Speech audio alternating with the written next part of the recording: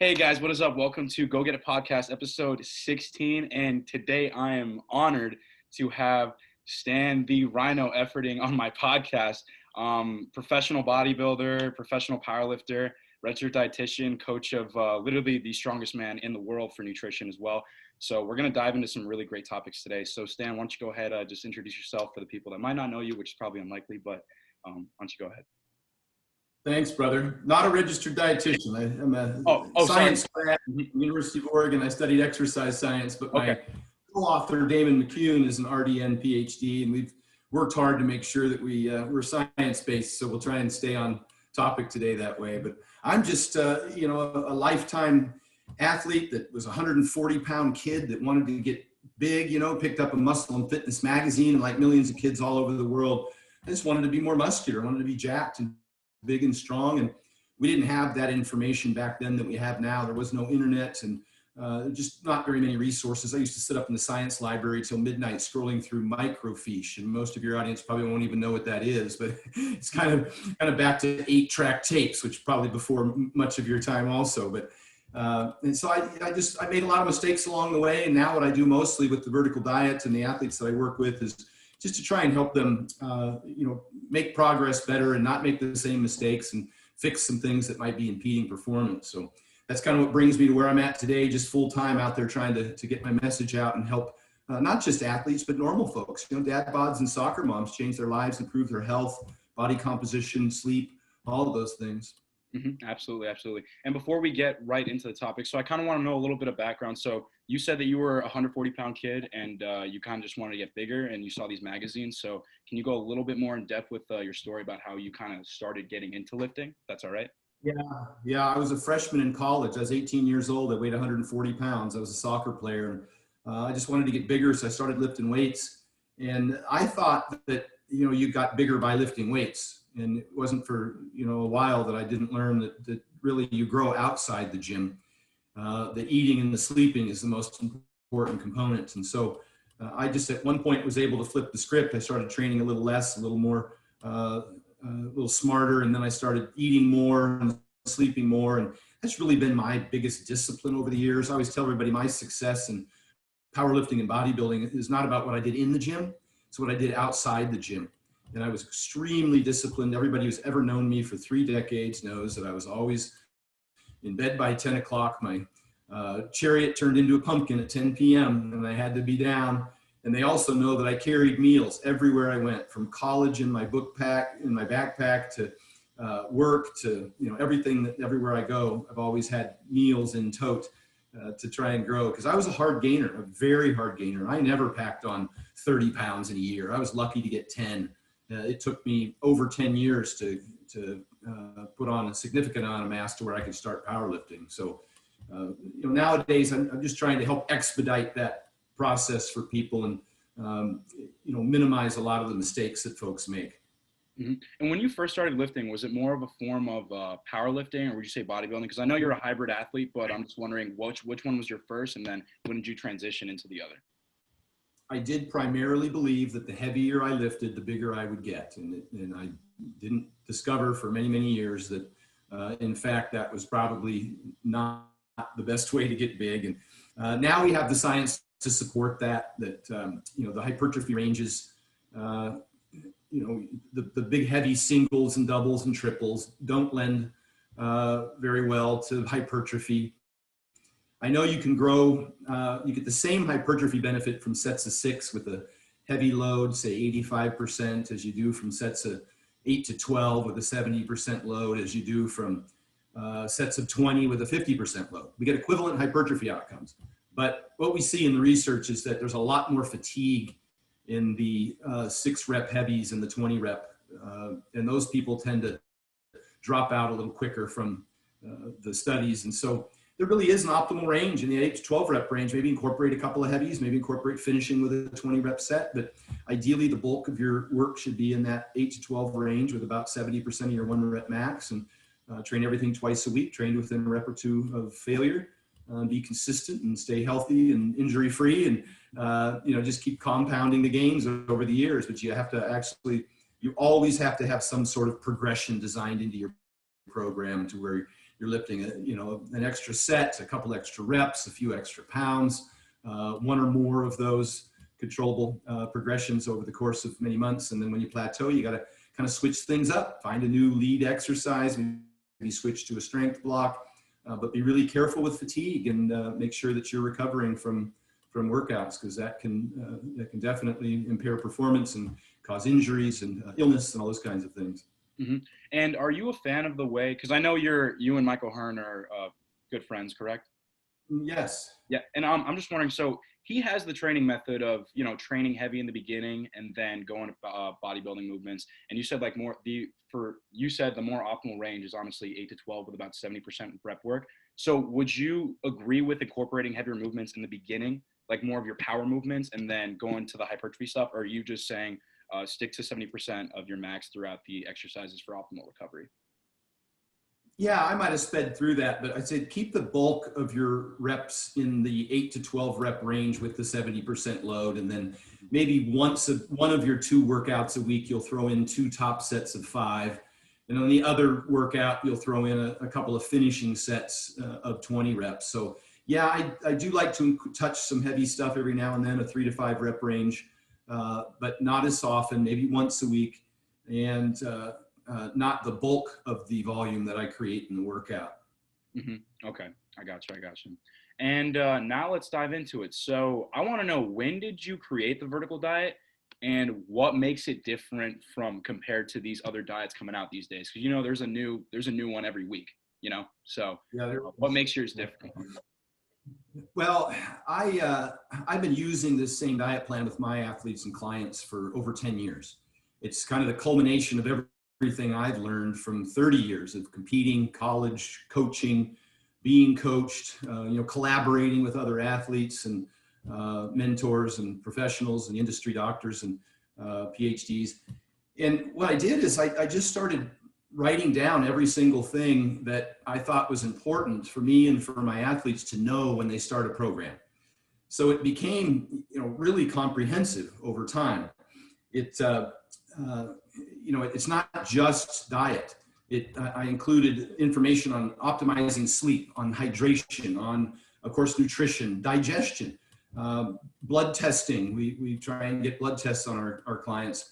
Blood pressure and blood sugar, how to control those and to optimize those. The optimal amount and type of cardio, hypertrophy and strength training. And it's a very specific program because my clients want me to tell them exactly what to eat and exactly what to do when they're training. And, I start them with menu plans and grocery shopping lists. I just try to make it easy on them because this isn't their career. Their career might be, something very different, or their sport might be their focus in their sport specific training.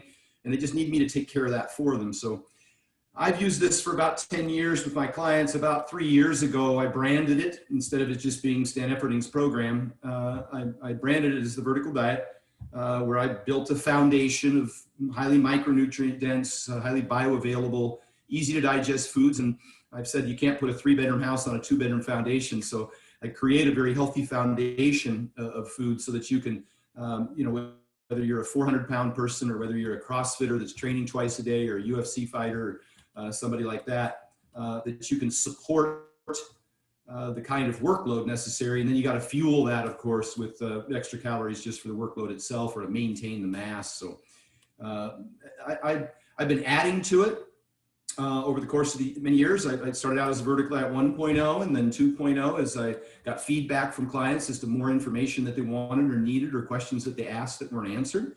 And then ultimately now the Vertical Diet 3.0, which is in great detail and very comprehensive, over 220 pages, with over 200 scientific references to peer-reviewed published research, articles, videos. Of course, I brought Damon McCune, PhD, a registered dietitian, was head of the dietetic department at UNLV, and we went over it with a fine-tooth comb and made sure it was all science-based. And so it's been very, very effective. It's not a book about dieting, although I put a lot of information in there to help people understand the concepts. It's a very specific plan. I tell people, I give them checklists and tell them exactly what to do step by step through the whole program. Mm-hmm. And what I love about the Vertical Diet is that it's one of the realest diets on the market. It really advertises like, look, you should be doing this as a lifestyle change, because like you said, it's not just about the dieting, it's about the sleeping, it's about the recovery, it's about post-workout, pre-workout, it's about all that stuff. It's not one of these quick fix things that all these, people try to sell, and people keep temporary results, but this is for increasing your performance and living a healthier lifestyle, correct? Yeah, 100%. The best diet's the one you'll follow. It does have to be a lifestyle. I've often said that compliance is the science. And so I designed the diet to be simple, sensible, and sustainable so that people can actually follow it long term. You asked me what's different about this diet than others on the market. And really what's different was in the industry, in the competitive industry, first and foremost, the guru diets, the bikini diets that are quite popular in the bodybuilding, figure, physique, bikini industry, were woefully deficient in micronutrients and caused a lot of digestion issues. And so I intended to remedy that. We find that a lot of those women suffer from the female triad, amenorrhea, osteoporosis, anemia, low iron, hypothyroidism, hair falling out. And so we see that very, very common in the industry. And the general population doesn't see that. They just see the women on stage in the best shape of their life, and they think that they should follow their diet. And they don't realize behind the scenes, these poor girls are a wreck. They're suffering from depression. They immediately after the show, they end up at the doctor's office. They've got water retention and massive amounts of fat regain, and they need the micronutrient deficiencies, vitamin D, iron, as I mentioned, B12, getting shots from the doctor for these things. So it's different from the dieter's diet in that I include a really hearty, like I said, micronutrient dense, highly bioavailable, easy to digest food choices. And then on the other end of the spectrum, I find a lot of athletes just go hog wild, and hog is the right term to use to gain mass. They just overfeed, and they overfeed on the wrong kinds of foods. And that's where the strong men and the powerlifters and the linemen in football and those kind of guys end up getting metabolic syndrome. They get over fat. They end up with high blood pressure, high blood sugar, fatty liver disease, high cholesterol, and they just stop improving performance because their body's just partitioning nutrients towards fat and not to, they end up with getting sleep apnea and a whole host of other problems. And so the diet is intended to help correct and prevent those problems as well. So it's multifaceted that way. It's really intended for health first, and performance is really just a byproduct of that. Mm-hmm. And it's amazing how a diet can really kind of prevent things like this from happening. Like we're talking both ends of the spectrum. Like we're talking a woman who might be, anemic, who is very iron deficient. And we're talking about a guy who could be, who's powerlifting and doing a bunch of heavy lifting, who could have hypertension at the end because he's overeating. So we're going from under eating and being very, very malnourished to being overweight and, having a very, very high blood pressure. So we're talking about both ends of the spectrum because people are so uninformed about their diets and so uninformed about micronutrients and the importance of it, that these things happen. And especially people in the bodybuilding industry, we didn't go too specific on what type of diet people run in the bodybuilding industry or the typical bodybuilding diet, but we're talking chicken, rice, and not too much variety, not too much variety of proteins and stuff like that. Yeah, brief summary of that is they typically eat egg whites, tilapia, and broccoli, and then they might get a treat for some peanut butter every now and then. But egg whites are high in avidin protein, which binds to biotin. The yolk is where all the micronutrients are, the most of them, the biotin, the choline, the K2. And when you eat a lot of egg whites that bind to biotin, that's for your skin, hair, and nails. That's where the girl's skin and hair starts drying out. They don't have adequate iodine source in the diet typically, and so then they get hypothyroidism, and then that dry hair starts falling out.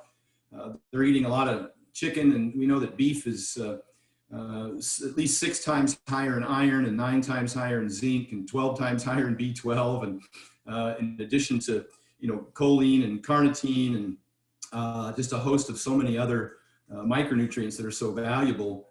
Glutamine and selenium and potassium and creatine and all those things are far superior in red meat. They also have a better fatty acid profile because ruminant animals such as bison and beef, lamb and deer, they have a 4-chambered stomach, and they actually ferment cellulose fiber into monounsaturated and saturated fats, which the chickens and the turkeys and the pigs don't do that. They're monogastric animals, and they eat a bunch of corn and soy, and they can't convert those polyunsaturates. And so you just end up with a much better omega-6 to omega-3 ratio when you're eating ruminant animals. And that, it's not to say we eat them, exclusively. We, of course, have whole eggs in there. We have dairy, which has been shown in many studies to improve body composition and provide the calcium necessary for people to, not only for bone health, but also for nerve signaling, for muscle contraction. I don't think people appreciate that. Those who study, muscle physiology know that that calcium is responsible for the excitation relaxation cycle of muscle contraction. So all those things have a huge benefit. And so we're just using fundamental foods. The gurus say don't eat red meat. They say, and I just explained why that's a bad idea. They say don't eat fruit, and fruit's very important for the diet too. It increases body temperature. It's been shown in many studies to have an anti-obesity effect. You can Google the studies. There's many of them. High in fiber, high in phytonutrients, high in water, increases body temperature, very satiating, which is huge when you're dieting. A big component of my diet is in terms of compliance is making sure people have adequate energy and that they're not over hungry, that they're satiated. And they also exclude salt of all things. I'm sure we can dive into that later as well, but that's kind of how my diet differs from the traditional guru diet or from the traditional, dirty bulk type of diet. I maintain some sensibility on both ends of the spectrum. Mm-hmm. And that's what we were talking about before. Like we're trying to cover both ends of the spectrum whether you're malnourished or overeating. So let's dive in specifically to, you mentioned that red meats are a huge component of your diet, and there are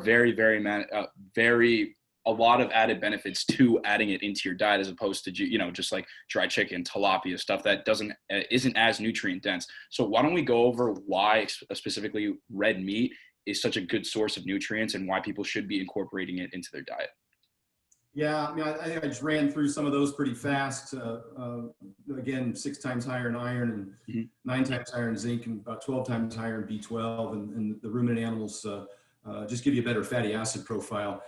I also find it to be more satiating. Of course, the heme iron is much more absorbable than vegetable iron, and definitely for women in particular, benefits them, particularly dieting women. And women, because of their menstrual cycle, tend to suffer from anemia to a much greater degree than men, and the calorie restriction. And so, they end up getting iron supplements very often. And we know that you can create toxicities with iron supplements. They don't have the cofactors necessary to balance that out. You can eat a lot of liver and not get an iron toxicity or a vitamin A toxicity, but when you start supplementing that stuff, you have much higher likelihood of ending up with toxicities because they don't have those cofactors. So it's very important. It's very satiating. I find that clients' testimonials suggest that when they eat red meat, particularly steak over chicken, that they're just full longer, which is a benefit of protein in general. And I'm not saying that chicken's bad for you, although I haven't eaten chicken in about 10 years. It's just, to me, it's like kind of like the leg extension of leg exercises, I know what you're saying, yeah. Red meat's the squat, and if I go to the gym, I know which exercise I'm picking. And that doesn't mean I don't throw in a leg extension every now and then, but it's not the core of my program. So, the foundation is red meat. For dieters, I use steak because it's, mechanically speaking, it's just to chew it and to digest it. It keeps you full longer, and it just takes longer to eat, which of course, there's kind of that time and stretch reflex as far as stimulating satiety in the brain. And so those are all just little strategies that we use that might help people curb their hunger. And then for people who are trying to gain weight, I actually use a ground beef or a ground bison. It's easier to eat more of it, blend it with bone broth and white rice and some scrambled eggs, and they can consume a larger amount. They digest it faster. They can eat again sooner and have less digestive distress. So it is a foundation of my diet that I've just found to be so beneficial. And, I talked about the science, but anecdotally, and from somebody who's trained hundreds and hundreds and hundreds of clients, and I've received over 50,000 DMs in the last 2 years from people all over the world asking me questions about the diet. I get an enormous amount of feedback, and it's very consistent that when people start eating red meat when they hadn't been,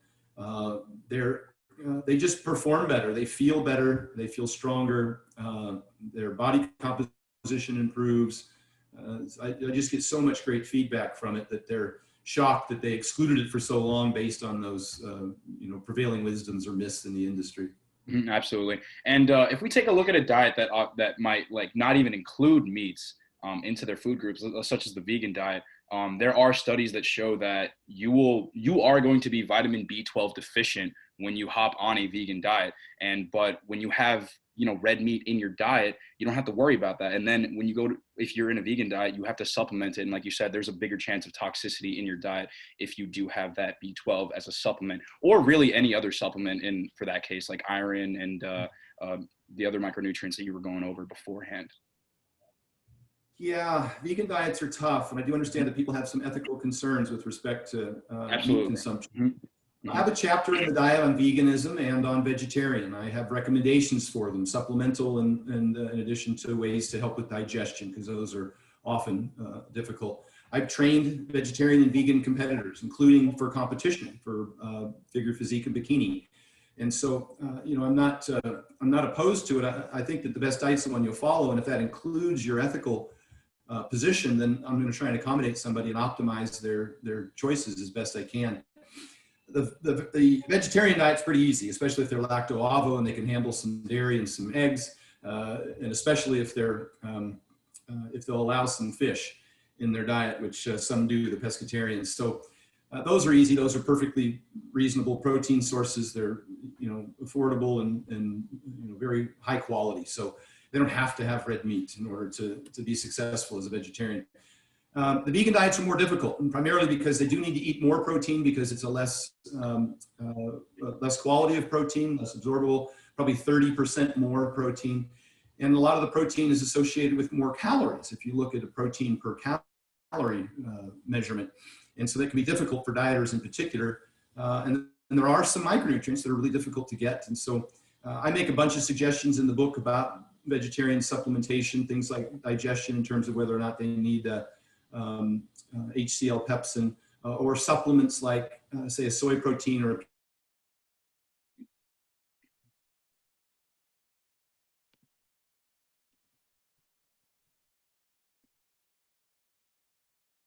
Stan, can you hear me? Protein, just to be able to get adequate leucine to. Yep, I can hear you. I'm just waiting to get us. Yeah, we're back up and running. Yep, all right. So I had mentioned that having adequate leucine was important.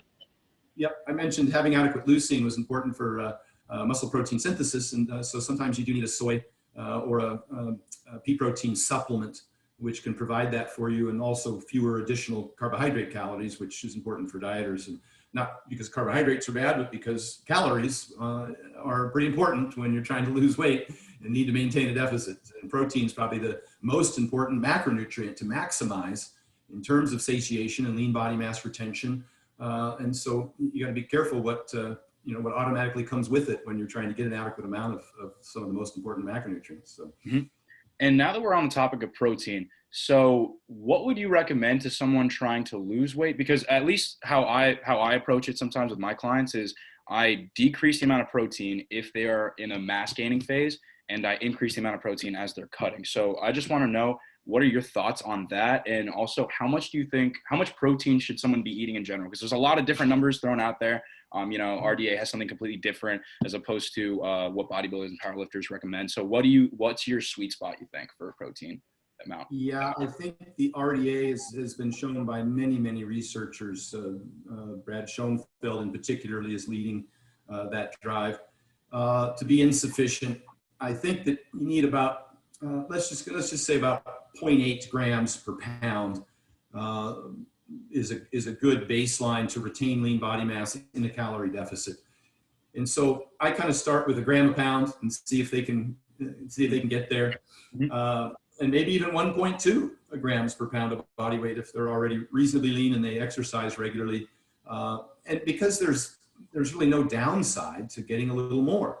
And the upside is again, it's satiating and it has a high thermic effect of food. So you can eat more food and get fewer net calories out of it. And just kind of in terms of just the enjoyment of actually being able to eat more than 3 forkfuls becomes something that you can comply with for a longer period of time. So yeah, protein's fantastic. All my weight gainers, I do reduce protein a bit, and the calorie surplus, it's highly unlikely you're going to be catabolic, and the extra carbs that I throw in their diets are protein sparing. And so, but I'm concerned for weight gainers that they'll not have the appetite necessary to consume enough calories. So I have to mitigate that by bringing the protein down, because it is pretty satiating. So I'm right on target with you there. I think that's a good range to be in. Mm-hmm, absolutely. And when you see most athletes, like let's say you take on a professional athlete, he can be a bodybuilder, a powerlifter, whatever it is. And I know we've talked about a bunch of different micronutrients here, but what are the main ones that you see that you assess their diet immediately and you're like, you're not getting enough of this, like certain micronutrient or certain macronutrient? Like what's your take in what are most of your athletes deficient in when they first come into you, like into your programs? Yeah, I did a video on that, on supplementation, and talked about what you're deficient in. Really, the only way to tell is to get a blood test. Mm-hmm. And even then, the vitamins and minerals in your blood are generally held in a pretty tight range and robbed from the rest of your body, which you can't test for. And so what we see mostly is vitamin D deficiency, first and foremost. We often see that in hard training athletes, vitamin D3. And we do a vitamin D25 hydroxy blood test to give us a range. And I saw that in myself and many, many of my athletes below 30, some as low as 20 or in the teens. That could give somebody an immediate improvement in general sense of well-being and performance and recovery and insulin sensitivity and sleep improvement when you go from a deficit and supplement into the normal range. Now, if you're in the normal range, megadosing vitamin D3 has not been shown to give you any additional benefit, and I don't recommend it. Vitamin D3 can increase calcium absorption by up to 20-fold, and so if you start consuming too much vitamin D3 along with a calcium supplement, you might end up with hypercalcemia.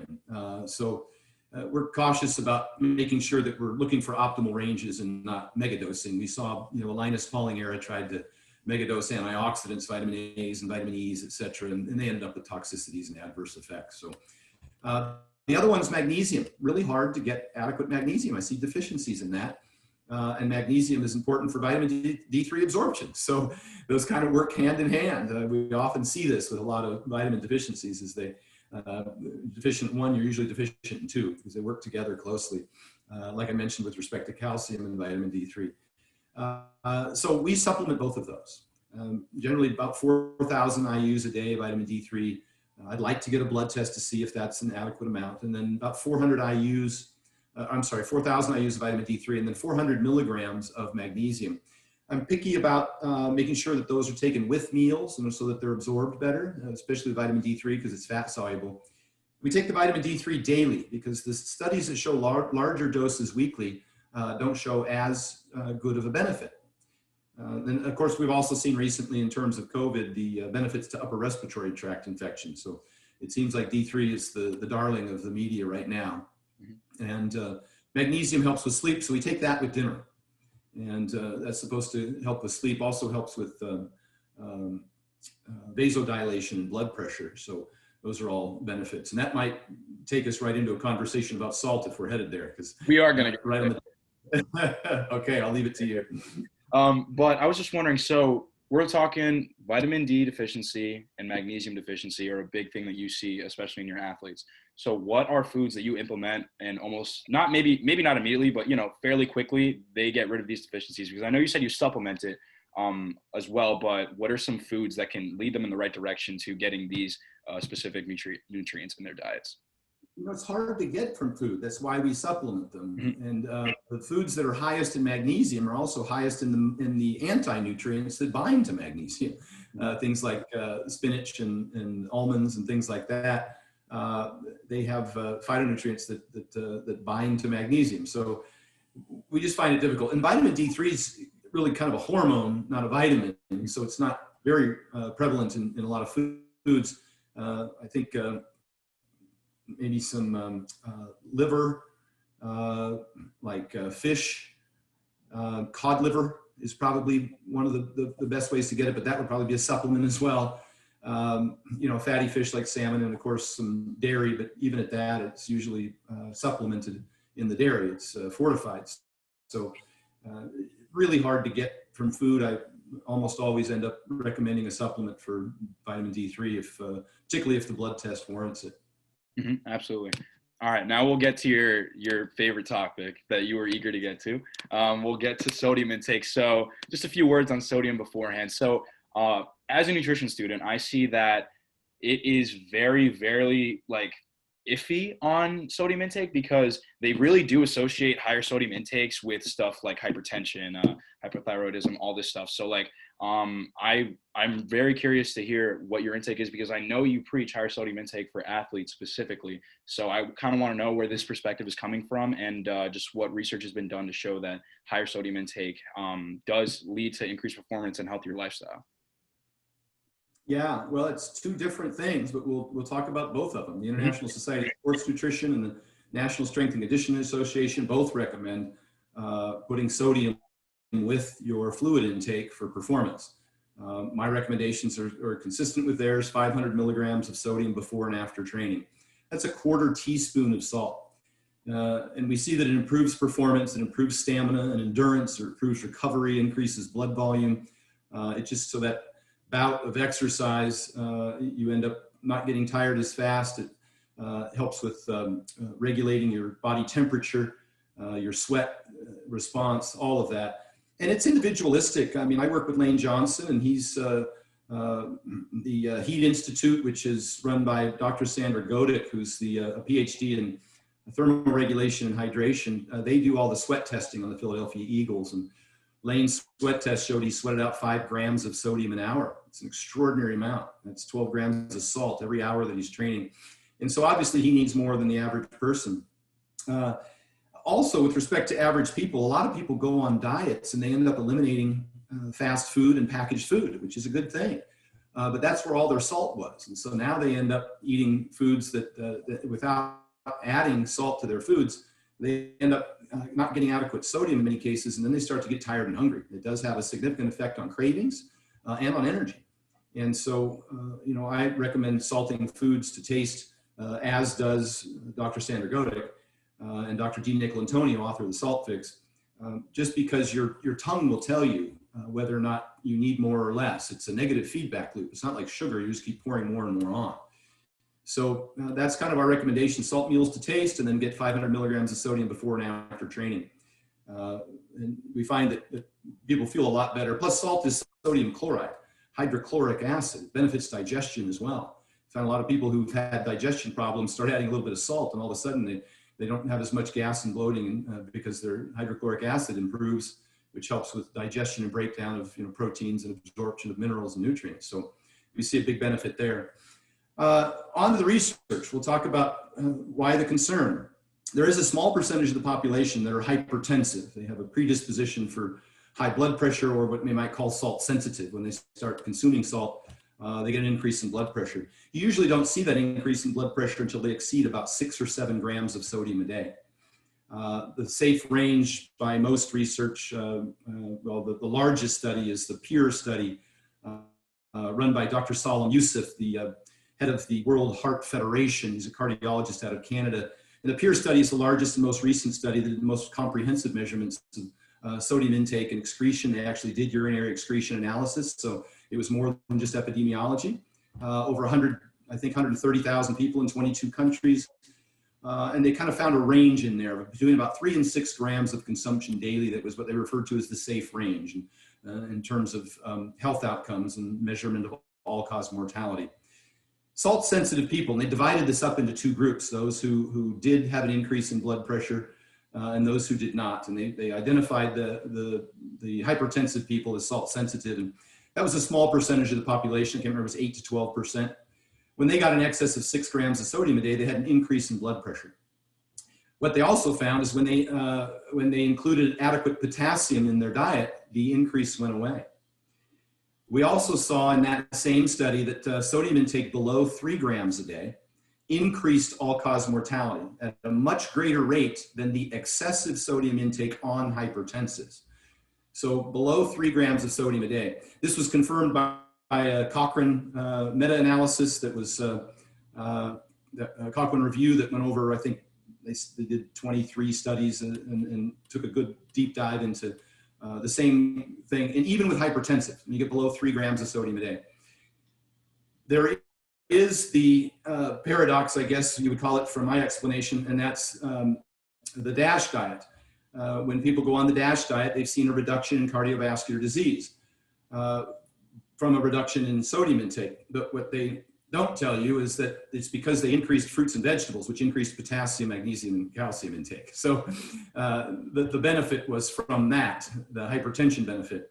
So that's kind of the most important thing, takeaway from this in terms of the sodium intake is, one, if you're susceptible to sodium, to being hypertensive, then you're going to want to make sure that, and everybody should get adequate potassium, because that is what balances water in the body, the intracellular, extracellular relationship between sodium and potassium.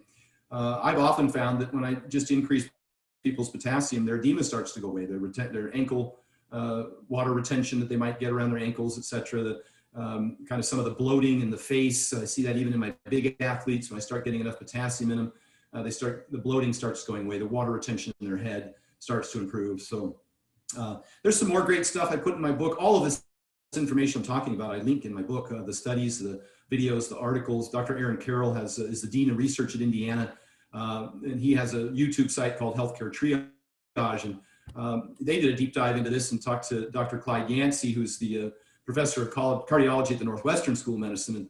And he said there's simply no data to show that salt restriction reduces heart disease. And he's looked over the data, extensively, and where there has been any data that suggests an improvement, it's confounded by the fact that they increased potassium and calcium, and probably also had significant weight loss associated with that. So I'm a big proponent of getting adequate sodium in the diet. I mentioned that I've had over 50,000 DMs over the last 2 years. It's the #1 piece of feedback I get all over the world from people who start implementing adequate sodium and potassium intake, just how life-changing it is for them. And this is like, you get a client that pops up off the leg press at the gym and gets lightheaded. It's a sodium deficiency. You've got a mom or a grandmother at home. I've got a 90-year-old dad here in the house. And if he stands up and he's dizzy, then I'm looking at his diet to see if he's getting adequate sodium, because that's the cause. And I don't want him, getting lightheaded and dizzy and falling over, because the #1 cause of death in the elderly is fall. Is complications or lack of recovery from an injury from falling. And so those things are a big concern to me. So I'm definitely a big proponent of getting adequate sodium, but also recognizing that there's things like size, heat, humidity, workload. All of those things have an impact on how much you could consume, and just do it sensibly, and just make sure that you understand, monitor your blood pressure, and I think it's all upside, or mostly upside, for the vast majority of people. Mm-hmm. And it's crazy how you say that sub 3 grams of sodium, which is 3,000 milligrams of sodium, it does lead to higher mortality rates. But that's insane, because the RDA is 2,300 milligrams. Yeah. And that blows my mind. Yeah, Dr. Yusuf specifically called out the American Heart Association and the World Health Organization for not having adequate data to make those recommendations. They just don't. And what they do is they refer to the DASH diet, is what they do. And the DASH diet does show a reduction in cardiovascular disease, but it's not as a result of sodium reduction. When you have similar studies that maintain sodium intake above 3 grams, but introduce the same amount of potassium and magnesium, then they have the same health outcomes. And so it's unnecessary to reduce the sodium, and it has the unwanted side effects of causing people to feel like shit all the time. Ever ask anybody who's actually adhering to the DASH diet, and they're tired and they're hungry and they feel like shit all the time? I mentioned about the dizziness and those kinds of things. So I think that's tragic, is to subject somebody to that kind of discomfort in life unnecessarily. Mhm. And it's funny that I'm actually very glad that you mentioned the DASH diet, because I'm 95% sure the reason why most of the people think that, or most of the people in the American Heart Association even think that, is because that's what they're taught. Like when I'm a nutrition student right now in university, and they teach me that, hey, DASH diet solves so and so, or it solves this, it solves everything, like DASH diet, DASH diet, DASH diet. Like, all right, but like, why don't we, look at some real studies and look at other aspects that could also bring longevity to people? Yeah, and it's unfortunate that they don't look at it. They're multifactorial, and if there's confounding variables like I just mentioned with respect to the magnesium and the potassium. So we see the same thing in most epidemiology studies. We see the healthy user bias, where people who tend to eat more red meat also tend to weigh more, drink more, smoke more, and exercise less.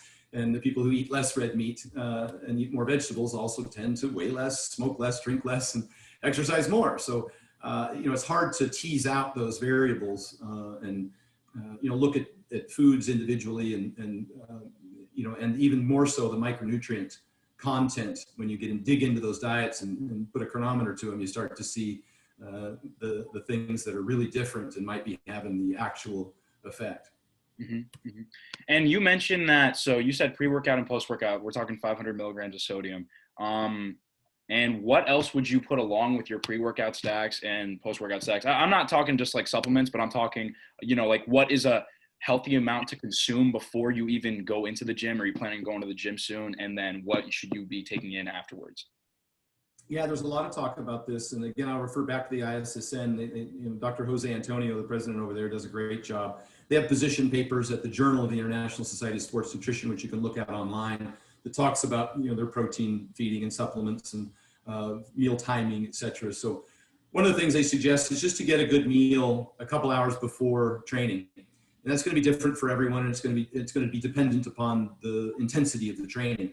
You're going to play a football game, you might want to eat 3 hours before. It just kind of depends on your personal tolerance for how much food you eat and how close to training as to whether or not it has an adverse impact on your ability to perform. So, and that meal should be, probably, we put the bulk of our carbohydrates around training. So it'll probably be a little higher in carbs, maybe just some rice. I like, obviously the monster mash, a little bison, a little rice, and scrambled egg and some bone broth is always a really easy to digest meal. I eat that about 2 hours before training, and I put some salt on that.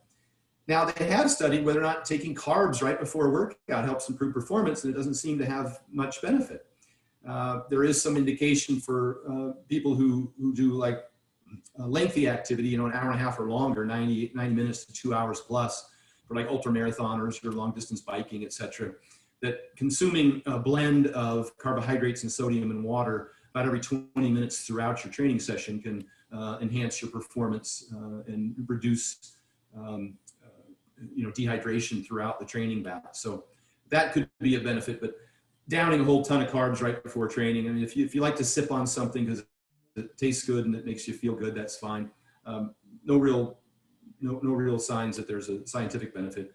The sodium does seem to help with the performance. There's a couple other things. Creatine in general, not necessarily pre-workout, but that has the most science to suggest it can be of benefit. People who eat more red meat have less benefit than people who eat less red meat because there's creatine in red meat. And also there's a couple others, beta-alanine, citrulline malate. There's some evidence that they can help with endurance and stamina. I don't think it moves the needle anywhere near what salt would, but there's some decent evidence to suggest that that could be of benefit. There's not much else, to be honest with you, that really is got the bang for the buck. Caffeine is a performance enhancer in adequate doses, somewhere between 2 and 6 grams per kilogram. So you'd need like 200 to 600, or 2 and 6 milligrams per kilogram. So you need about 200 to 600 milligrams of caffeine before a workout. 200-pound person might need about 500-600 milligrams of caffeine, and that can help with performance. I hate when people use it to compensate for poor sleep, poor hydration, and poor nutrition. However, you go to the gym and you're tired. That's a problem. You should figure out how to get to the gym not tired and let it be a performance enhancer, not a deficit improver. Yeah. I just don't think that's a good way to use it. And then post-training, if you're training twice a day, great idea to get to load back up on your electrolytes and your carbohydrates. And the best way to do that it comes out of Dr. Sandra Godek's group again at the Heat Institute, is to use any 2 sugars with sodium. They have a product called Levelin, and that's just dextrose and maltodextrin with a high sodium content. I use orange juice, and the dextrose now has a big, huge tub of dextrose on at Amazon that you can just put a big scoop of that into OJ, pop a couple of salt tablets. I use the sodium chloride tablets on Amazon. They're dirt cheap, and I don't like the taste of the salt on my tongue, so I just pop a couple pills and I down that. But that'll absolutely help you rehydrate faster. It'll increase the rate of absorption of glucose and sodium by up to 3-fold, and so that your second workout of the day, whether it be 4 or 6 hours later, you'll certainly get another meal in between then and then. But that has a dramatic improvement on just the way you feel going into that second training session. Okay, I got you. And do you see most of your athletes going for 2-a-days, or is it mostly just one, or you see a wide variety of training sessions throughout the day? Wide variety. It kind of depends on the athlete and the time of year. Obviously, your strongmen, sometimes I encourage them to do 2-a-days. I like to separate some of their strength training from some of their skill work. And obviously the UFC guys, the CrossFit people, they're all going to train twice a day. Swimmers, of course, gymnasts, you're going to see a lot of those people training twice a day. And so they'll definitely benefit from having that extra post-workout carbohydrate sodium drink. I got you. And a huge thing that you put in your diet that helps a lot of people is digestion improvement, because I know you put a lot of emphasis on that. And that is definitely something that a lot of diets do not do. So can you tell me, what are some good tips on how to improve your digestion overall, and what makes the vertical diet such a good component of digestion as well? Yep, that's very important. We see this again on both extremes in dieters, in the fitness industry, and in weight gainers. So in the fitness industry, you see a lot of incidents of IBS, IBD, Crohn's, and those kinds of things. We see low hydrochloric acid, which causes them a lot of gas and bloating and indigestion, and even GERD, acid reflux. So we see a lot of that. And we see it on the other end of the spectrum too. Those guys that have to eat a lot of calories end up with diarrhea and constipation, and a lot of gas and bloating and digestion issues. They're just uncomfortable all the time. You watch any of those videos of those guys trying to eat, 8,000 or 10,000 calories a day, and it's just, it's painful. It's a full-time job. So one of the things that anybody who suffers from some type of digestive distress, whether it be an autoimmune disorder or something like that, anybody who suffers from those kinds of things would end up going to a registered dietitian or a nutritionist, and they would implement an elimination diet. That's very common. And the number one study, what seems to be the most widely accepted in the industry, elimination diet with the highest success ratio, is the low FODMAP diet, fermentable oligodimonosaccharides and polyols. And that diet has been shown in most research to provide 60 to 80% of the people who utilize it some relief of their symptoms. Doesn't mean it's a cure, but it can definitely reduce, gas and bloating and IBS, IBD, and those kinds of things. And they just eliminate foods that are high gas foods, grains and oats and vegetable oils and sugar alcohols and legumes and, brown rice, garlic, high raffinose vegetables like broccoli and cauliflower and those. Not that they're bad foods, but if they're hard to digest, it doesn't do you much good to keep eating them. And it's individualistic. Everybody responds differently. It's dose dependent. How much of those foods you consume in any one sitting can matter. It's how it's prepared matters. If you ferment your bread, like in sourdough bread, it's easier to digest. You can ferment your oatmeal. You soak it overnight in apple cider vinegar or yogurt, and it ferments and makes it easier to digest the next morning when you cook it. It's also cumulative. Sometimes you can handle a cup of oatmeal one morning and maybe even the next morning, but by the third morning, all of a sudden you're bloated and you can't figure out why. You don't think it's the oatmeal because you've been eating it 2 days in a row, but it can have a cumulative effect. It can build up. And the same thing's true with sugar alcohols. You might be able to handle a pint or a serving here or there of Halo Top ice cream, but when you jam down the whole pint, you're sprinting to the bathroom with diarrhea and you can't figure out why. And it's sugar alcohols, the polyols and sorbitol, mannitol, and those kinds of things. So yeah, I lead with a low FODMAP diet. I don't want to create more problems than I solve. And so I start there. And if people don't have any digestion issues, then they can introduce other food items as they desire and as they tolerate. I've often said that I don't eat foods I like, I eat foods that like me, and I make that decision about an hour after I eat. I had this conversation with a friend recently, and he says, when he looks at food, he doesn't look at it in terms of how it will taste now. He looks at it in terms of how will he feel in an hour. And that, when people ask me, don't you have cheat meals or don't you get cravings? And I got to be honest with you, I felt so good for so long, and I know my triggers, that I don't see a tasty food as being tasty. I see it as a problem. And it's one that I want to avoid. So I wouldn't eat at a fast food place, if I had the option not to, because I just feel like shit afterwards, because my trigger is vegetable oils. It gives me really bad digestive distress. I rarely make it more than 30 minutes or an hour without having to run to the bathroom after I eat soybean and safflower and corn oil and those kinds of things, canola. And so I avoid them. They're usually in everything that's cooked at a restaurant. So I always found when I was bodybuilding, I had very little digestive distress because I was cooking all my food at home. And when I was powerlifting and eating a lot of stuff at restaurants and burrito places and pizza places, that I had a lot of problems. And that's because my trigger was vegetable oils. And then I started seeing it more and more and more in my clients. The vast majority of them present with similar types of problems. And when they introduce the low FODMAP diet, I mean, they call it the vertical diet, but I'm very quick to say in there that I'm using that menu from Monash to pick and choose the kinds of foods that are less likely to cause them digestive distress, and they'll come back to me invariably saying that they just feel better. Their stomach feels flatter. They have more energy, less brain fog. They don't get to the gym and feel like they have to run to the bathroom. Those kinds of things are really important. And even like the guys who have to eat a ton of food, say they're able to eat more and more often because they don't have as much of the gas and bloating and digestion problems. Mm-hmm. And if you can't digest properly, you can't perform properly in the gym, or you can't perform properly in your sport. Like I've been there where I was an athlete in wrestling in high school, and I was like, oh crap, like why the hell did I eat that before my first match? Like, why did I do that?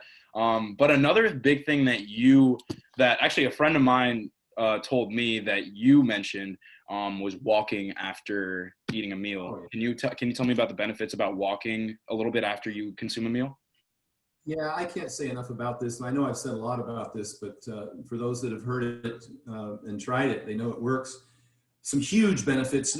One of the big ones is insulin sensitivity, that you can dramatically decrease the spike in blood sugars and the duration of their elevation, and thereby reducing the area under the curve for insulin secretion, which has a whole host of benefits health-wise. We know that it's a precursor for heart disease and a whole host of other poor health outcomes. So twice as effective as metformin for reversing or preventing type 2 diabetes, just taking a 10-minute walk after meals.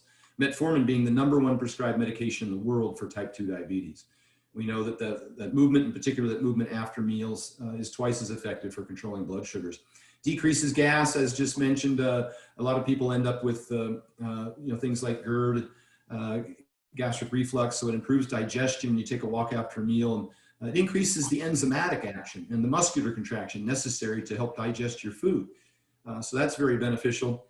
Decreases delayed onset muscle soreness, and of course aids in recovery. There's been plenty of research to show that you get an equivalent outcome from general movement as you do from specific therapy with respect to pain. Like if you have back pain and you go to a chiropractor and they work on you, you can get an equivalent result, and they've studied this extensively, from just taking 3 10-minute walks a day. Part of that is because 90%, I think, as the research suggests, of pain resolves itself what they call spontaneously within 4 to 6 weeks. So whatever mechanism or intervention that you're using to help relieve your pain, you'll attribute the pain relief to that mechanism. So whether you're using cryotherapy or a chiropractor, or even one of those little bands you wear on your wrist, copper bands, or some magnetic shoe insert, or electric stem, or you name the therapy.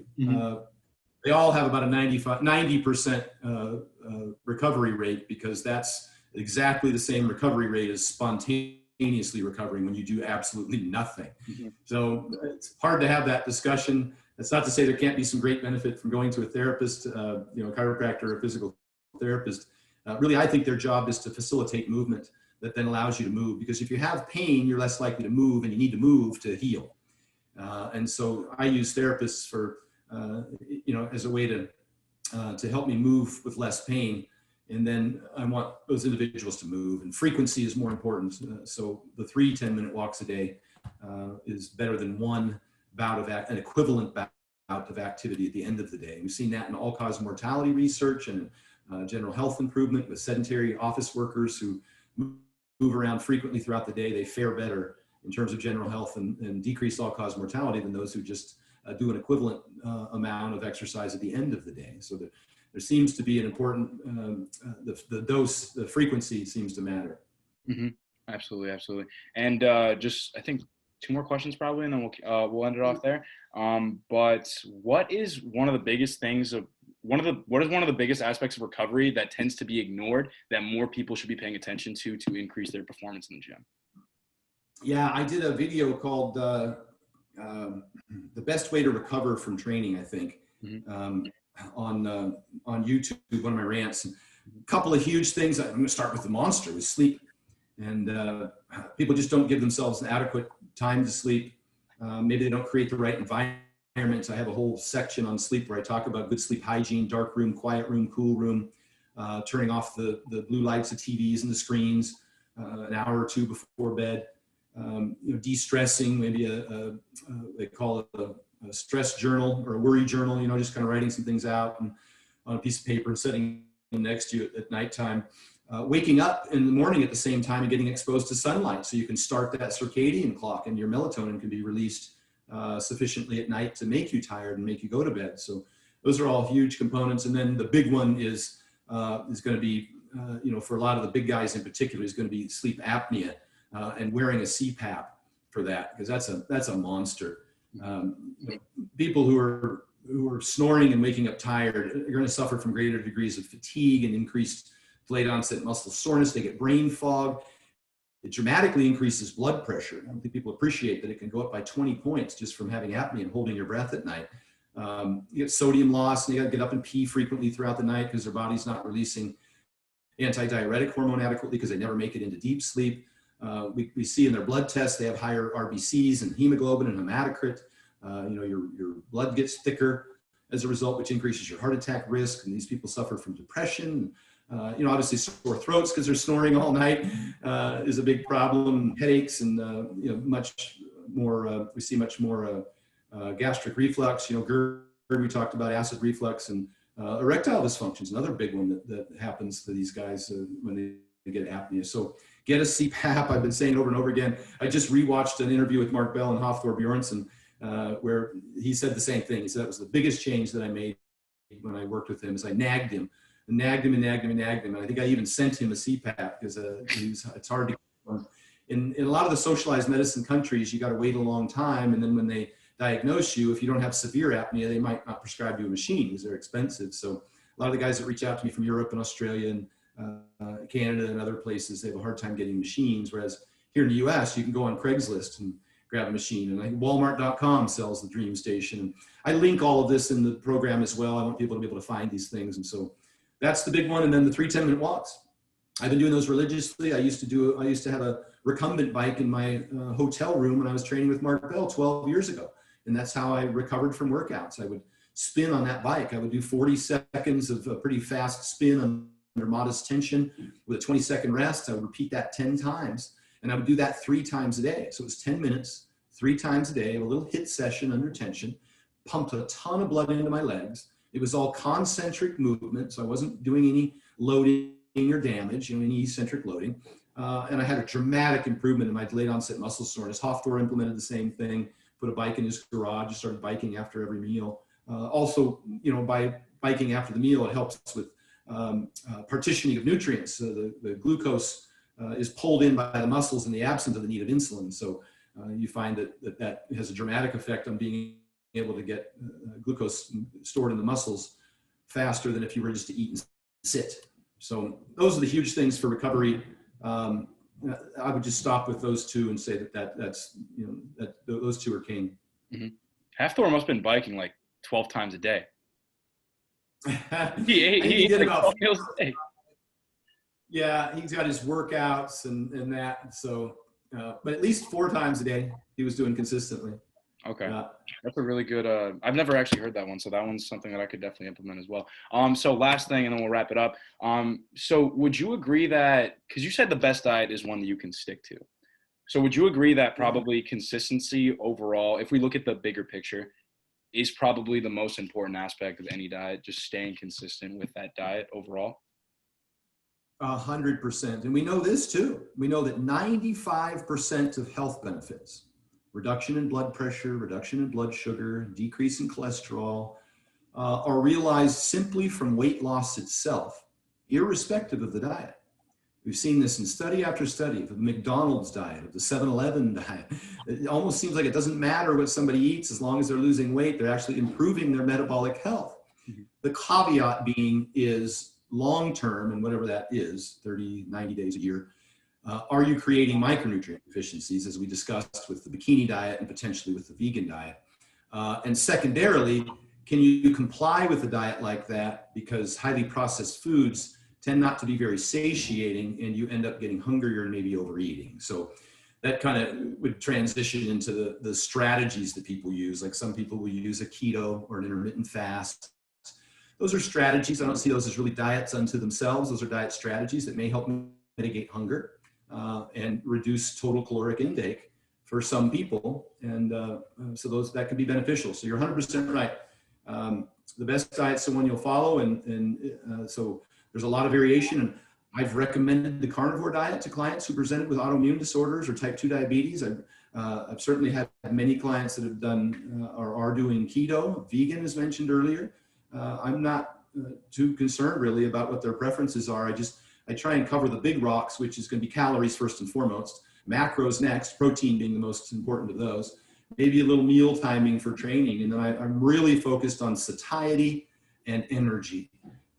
If they're overly hungry, they're not going to stick with the diet long-term. And if they're tired, they're not going to stick with the diet long-term. And so I use some strategies to mitigate hunger, as we talked earlier, and energy by using a variety of different foods. The high satiety foods, I might have mentioned that. I think we didn't talk about the satiety index, which measures how long certain foods keep people full for. The two highest satiety foods on the index is a potato and an orange. And so I use those in all my dieters' diets because it helps keep them full, and it has the added benefit that they're both very high in potassium. And so, and that helps with cravings as well. So I'm not saying that when you go on a diet, you won't be hungry. I'm saying that is a very important thing to address in terms of long-term compliance. So you better pay attention to the difference. You can manage hunger, but you're not going to manage hanger for very long. Mm-hmm. Yeah, absolutely. Absolutely. And that's like, I feel like that's a big thing when you just start adding like, whole foods in your diet. Your satiation is just going to be way higher because you were just eating these processed foods that just digest super quickly and nothing broke down slowly. So once you start adding more fiber in it, once you start adding more micronutrient dense foods, like we talked about earlier in the podcast, that's when you're going to start, feeling satiated, feeling full, and being able to stick to a caloric deficit a little bit easier.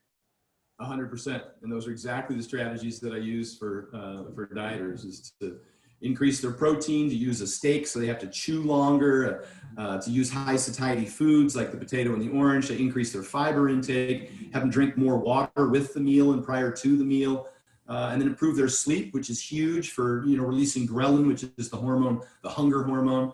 And also just the more hours you're awake in a day gives you more opportunity to get hungry again and eat. Typically at that nighttime meal that really blows your entire diet. So those are all great strategies, and you kind of need them all. It's really hard, to diet. I don't think people appreciate it. I've dieted down to probably 5% body fat many, many times over a 30-year period. I know what hunger and hanger feel like. I know what it's like to go to bed and dream in full color about food. And that's all you think about. I get it. And I've also bulked up to over 300 pounds. And I know what it's like to have metabolic syndrome and to be fat and tired and have high blood pressure and blood sugar and bad cholesterol numbers. And I've lived it. And so that's why I'm so, I think, motivated and excited to help people learn some of the mistakes that I made and make it easier for them long term. Mm-hmm. Absolutely. Absolutely. And Stan, I just want to say thank you so much for coming on here. I hope a lot of people benefited from this because I think we covered topics that definitely people never really think about once they approach a diet, because especially with the micronutrients, we went very, very in depth, very specific on which micronutrients people might be deficient in, and how we can just overall help people's lifestyles and performance at the same time. So I just want to say thank you for hopping on here. I think we're just going to wrap it up. And if any last few words you want to say, please go ahead. That's it, brother. Thank you, man. I've got a ton of free content on the internet. StanEfferding.com is my website. I have my video with Hafthor Bjornsson up in Iceland. It has over 6 million views, a 2-hour deep dive into the vertical diet. Obviously, I have the ebook available at StanEfferding.com. At Stan Efferding is my Instagram, and I have a YouTube account, Stan Efferding, and I've got dozens and dozens of videos on there that talk about a lot of this stuff that are kind of fun, the rants that I do that people really enjoy. So there's a ton of great information out there. I just hope that people just keep listening and learning and sharing with everyone else so that we can get better at this. Absolutely. And I'm at link, Stan, I'm going to link everything in the bio, so don't even worry about it. Your website, your Instagram, all that stuff. Great. Thank you, man. All right. I appreciate it. No problem, man. Thank you for hopping on.